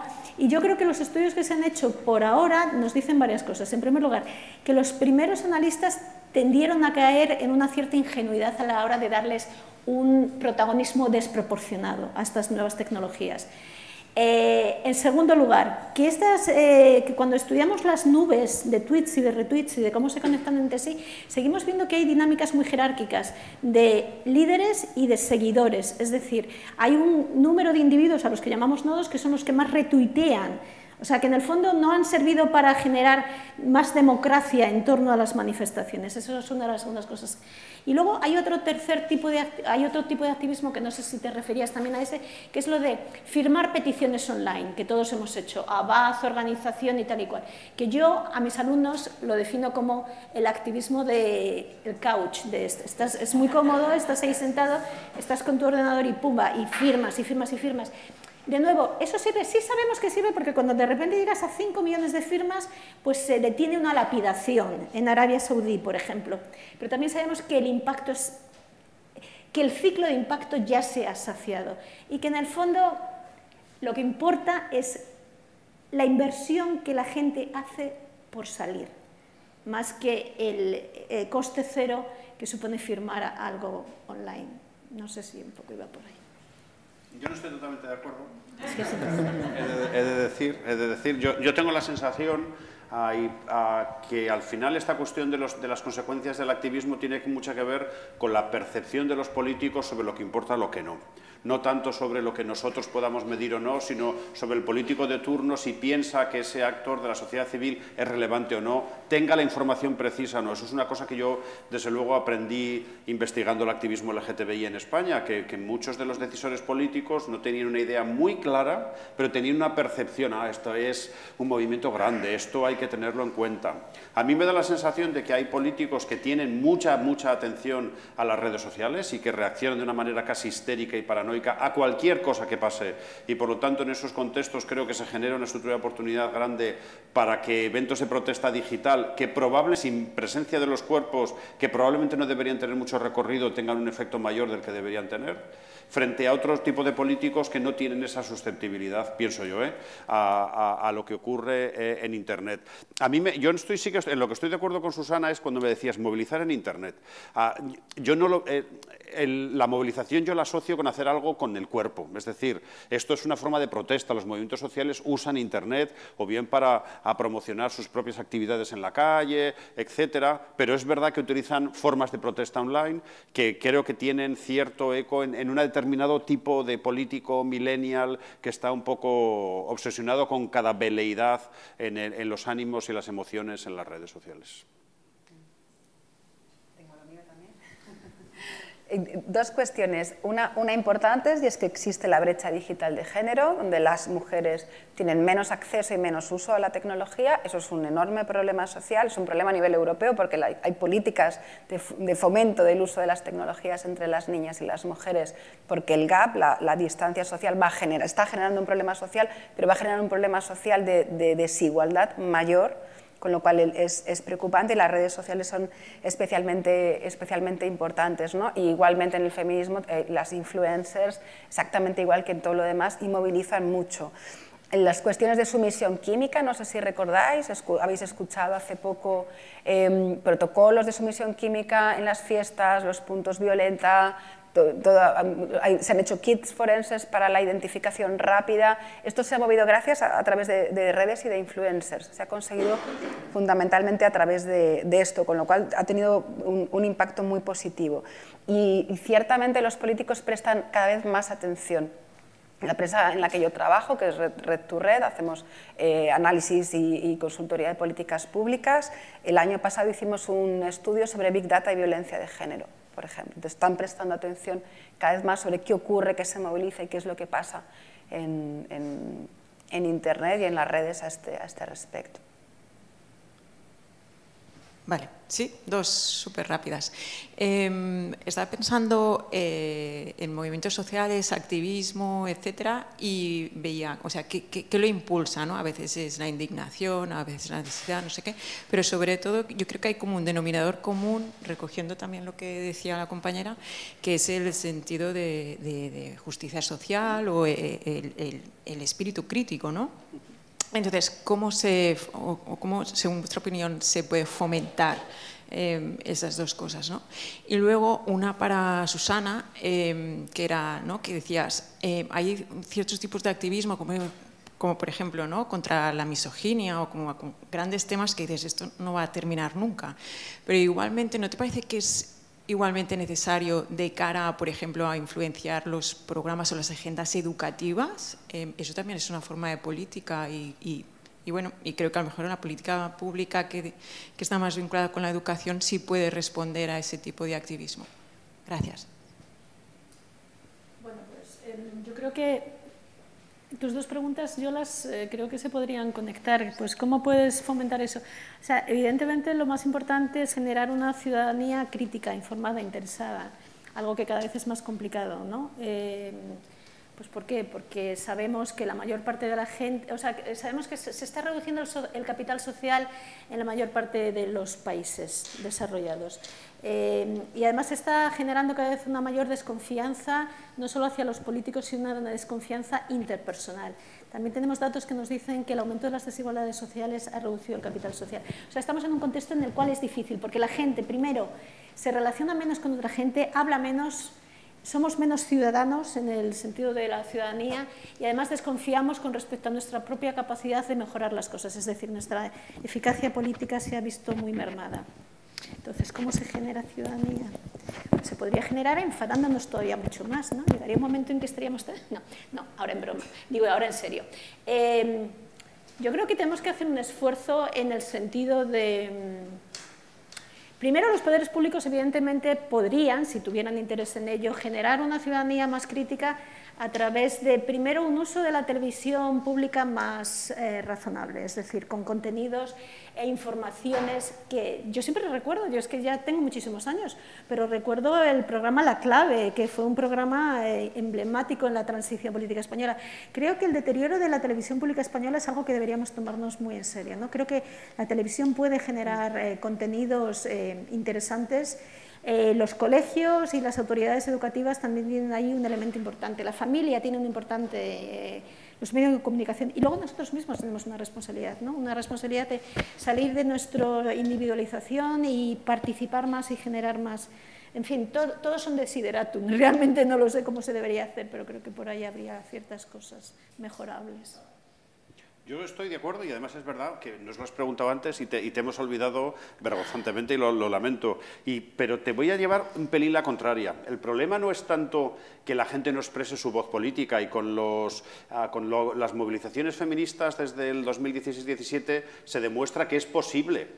que la gente salga a la calle y que se involucre en temas. El problema que tenemos en un país como el nuestro es lo que sugería Susana, que luego esos estallidos emocionales de protesta masiva no se convierten en plataformas estables que puedan canalizar este sentimiento a lo largo del tiempo. La gente no pertenece en cosas, no pertenece a organizaciones. Ese es el problemón que tenemos en un país como España, que es un problema que hemos llevando arrastrando desde hace mucho tiempo. No somos miembros de nada, ni de sindicatos, ni de las asociaciones estudiantiles. Participamos en dimensiones masivas con mucha facilidad y de repente podemos llenar las calles de todas las ciudades españolas con temas muy básicos, con apelaciones emocionales que conectan de una manera transversal. Y hay que recordar que España se convirtió en el epicentro del 15M precisamente porque de la noche a la mañana 30.000 personas acudieron al llamamiento de una plataforma digital que se llamaba Democracia Real Ya, que era una cosa muy desconocida y un montón de gente se quedó a dormir. Es decir, no tenemos ese problema de agregación y de expresar emocionalmente nuestro rechazo ante las cosas, pero tenemos un problema de cultura cívica que llevamos arrastrando desde hace mucho tiempo, de vincularnos de una manera permanente con algo que sea costoso para nosotros y nosotras. Algo que habría que hacer, que yo creo de una manera muy clara, es promocionar las asociaciones desde los estadios de educación inferior, que la gente hiciera, que tuviera el club, esta cosa que vemos en los Estados Unidos, el club de no sé qué, el club de la esgrima, el club de no sé qué, el club del debate, y que se fomentara una cultura del pertenecer, que es una cultura que también entronca con lo que ha comentado tu compañero. ¿Por qué no hay movimiento vecinal? Porque no somos miembros de organizaciones, no creemos que es una disciplina que tengamos que soportar. Y ahí hay un problema cívico muy considerable, porque muchas de estas energías emocionales luego no se convierten en algo estable que fuerce el cambio en las políticas públicas. Bueno, pues yo me permito discrepar de Kerman, porque como él siempre discrepa de mí, él ha hablado de las asociaciones de esgrima, que queda precioso. Hay que hacer una diferencia entre aquellas asociaciones voluntarias que son de ámbito privado para mi disfrute personal y aquellas otras que hacemos la diferencia, que son de carácter público-social. No es lo mismo pertenecer a una asociación de esgrima que a una asociación de vecinos, porque en el esgrima me lo paso bien yo sola con mis amigos. En la asociación de vecinos estoy contribuyendo a un bien colectivo común. Y sabemos que han crecido las de deportes en España, pero que todas las otras son muy pequeñitas y están muy destacadas, y estamos dentro de un grupo de países que llamamos los países del síndrome del sur de Europa, y se han juntado los países excomunistas. Y estamos a la cola de asociacionismo dentro de lo que es la Unión Europea. Mi elemento, aquí igualmente tenemos una brecha de género que parte en primer lugar del tiempo que disponemos las mujeres para la participación social, que es mucho menor que el de los varones. También unas organizaciones que suelen ser en muchos casos todavía muy hostiles en su forma de organización y en sus formas de participación, con poca perspectiva de género, muy masculinizadas, con liderazgos que son pues todavía más autoritarios, más tradicionales, que son menos amables para las formas de participación de las mujeres. Y esto es de hecho un elemento de política pública, porque en toda acción organizada de igualdad siempre hay una línea, y os invito a que os fijéis en el Ayuntamiento de Barcelona, en el plan de igualdad de vuestra ciudad, y lo busquéis, que hay una línea de fomento de la participación social y política de las mujeres, del asociacionismo de las mujeres. Específicamente se invierte dinero desde las instituciones públicas porque se sabe que mejora la democracia y por ende el movimiento feminista empuja para que eso siempre sea una línea de activación. Y la intervención social en el fomento de la participación es muy difícil. En general, y con las mujeres todavía mucho más por las dificultades de tiempo y de habilidades sociales para la participación. Una estrategia muy tradicional es a través de ofrecer cursos y servicios que son aparentemente individuales, pero de carácter grupal. Y con la intervención grupal generamos y tratamos de hacer asociaciones, pero lleva mucho tiempo. Son políticas que tienen impactos a medio y largo plazo, pero no a corto plazo, porque requieren mucho tiempo para formar grupo y de ahí una asociación. Bueno, pues nos hemos pasado de tiempo. Muchísimas gracias por su atención, muchas gracias por la seva atención. Un placer. Os emplazamos con este llamamiento a la corresponsabilidad con respecto a los asuntos públicos y a los demás. Siempre participar con tolerancia. os emplazamos al 2 de noviembre, que es la segunda parte de este ciclo sobre sociedad del conocimiento y movimientos sociales. Estáis invitados, invitados.